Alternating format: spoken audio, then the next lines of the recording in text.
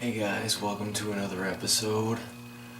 This episode, I wanted to show you my Meshuggah collection and just talk about how I got into them and, that sort of thing. So let's get to it. I'm pretty sure that my Meshuggah collection is basically complete. I think the only studio album I don't have from them, I think, is Catch 33.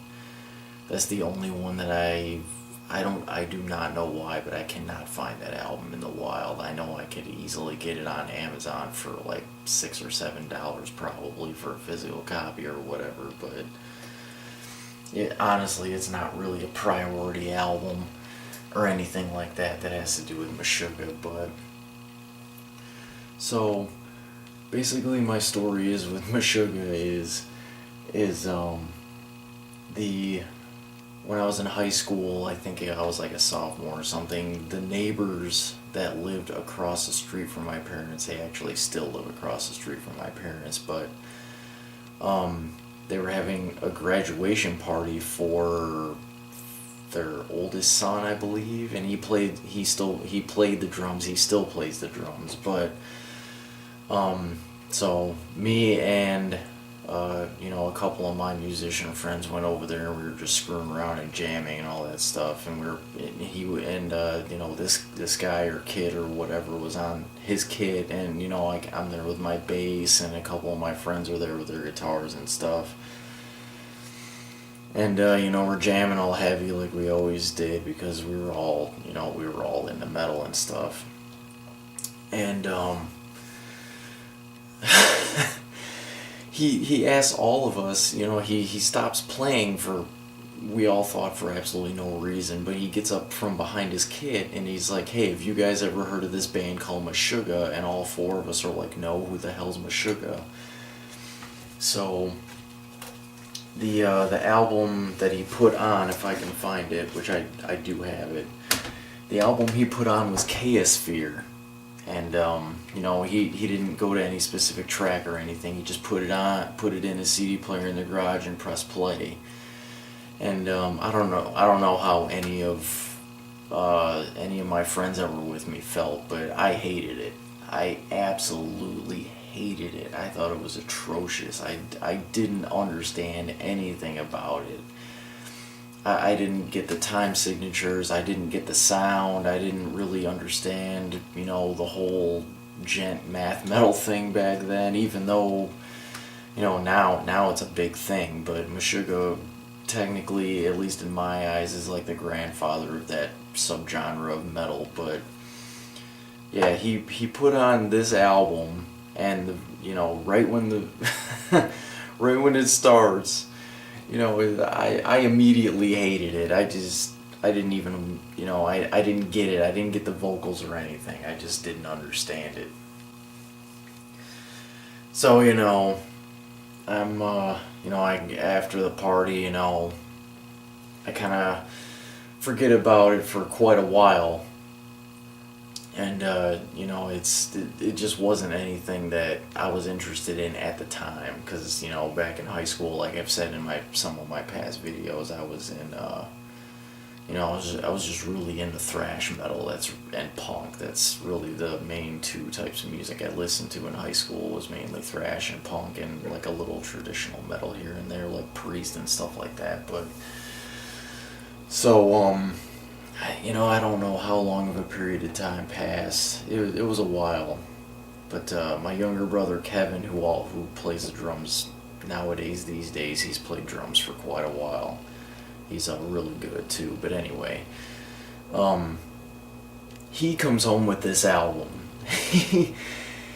I think it was like after working a little bit at the very first job that he ever had, he saved up a little money and he bought some CDs, and I'm pretty sure that he bought Chaosphere, and I think he bought the original pressing of Nothing, I think, maybe? I don't really quite remember. The original press of Nothing, and he was listening to both of these, and you know, our bedrooms are right next to each other, obviously, in my parents' house, but, you know, he was listening to Chaosphere and Nothing and whatever else he bought that day. And, I sat there and because I remembered it from that day at the graduation party, and I remembered how much I hated it, and I'm like, well, you know, if my brother likes it, maybe I can learn how to like it as well. So I'm sitting there listening to it, and I still didn't like it, but the only song on Chaosphere that really sort of started getting me interested in them was New Millennium Cyanide Christ, which is basically the single from Chaosphere. And yeah, from then on I borrowed Nothing, and I actually I listened to it over and over again, and I thought Nothing was way better than Chaosphere, even though Chaosphere is a freaking Meshuggah classic, you know. Now that I actually know what they're doing and what their purpose is, and you know, that sort of thing. But I borrowed Nothing, and I listened to it over and over and over and over again until I just finally, you know, until I finally got it. And one day it clicked, and I just became a huge Meshuggah fan, and they're absolutely one of my top 5, you know, favorite metal bands of all time. I freaking love Meshuggah.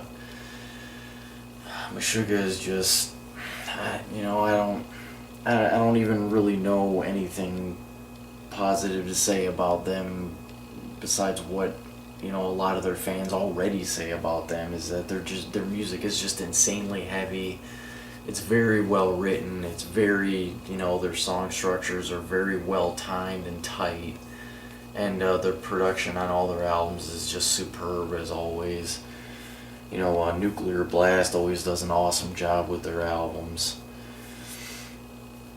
And, you know, Meshuggah is just one of those bands that, you know, if you're looking for something different that has to do with metal, you know, just give them a try. And, especially, you know, the album that I think that if you're, you know, still questioning if you really want to get into Meshuggah or not, I don't know. I mean, I think maybe you should start with Destroy, Erase, Improve, maybe. I don't know. It's hard to say where to start because, I mean, Contradictions Collapse is basically like a proggy thrash album, I guess. I mean, it has a lot of thrash in it before they started going into their like prog math djent, you know, avenue or whatever. But I don't know, man. Meshuggah is just a definitive band that if you're into metal, you have to be a fan of at least one of their albums, or else you might as well just get the hell out of here, because I just don't know what else to say, guys. Meshuggah is fucking awesome. I have pretty much all their studio releases here. Destroy, Erase, Improve, you've already seen. You know, the original print of Nothing. I actually do have the re-release of Nothing, which actually has a really cool like hologram lithograph card with it, which is pretty awesome. I don't know if you can see it correctly or not, but it's pretty sweet.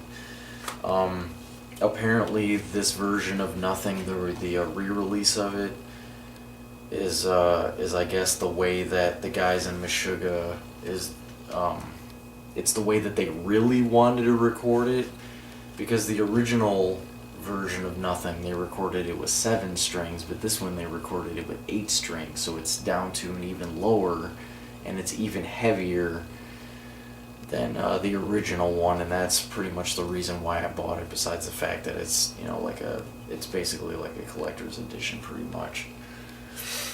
And I got the self-caged EP. I got lucky and found this at the disc replay that I frequent for like $5 or $6 or whatever, and it's in like minty fresh condition, and it even still has the Nuclear Blast mail-in thing for like one of their catalogs or whatever, so it's like complete complete, even though it's an EP. It really cares about an EP. And I got rare tracks, and I have the collector 2-disc version of Colossus, which is a freaking monumental album, even though it's one of the newer ones. Obzin, I have the IEP, which is basically just that one song. Which is like a 20-minute plus song, and I have the Contradictions, Collapse, and None on one disc, like full digipack or whatever, and I have the Meshuggah Alive DVD, which is it's pretty cool. It's the only DVD that they've ever released, and it's got an embossed face of Jens screaming in the middle of space, and you know, if you're an Aliens fan, this is a plus also. Alright guys, thank you for watching my pretty random and sorted video on Meshuggah. I hope you enjoyed my collection, and as always, thank you for subbing and subscribing to the American Panzerfaust, and keep it heavy.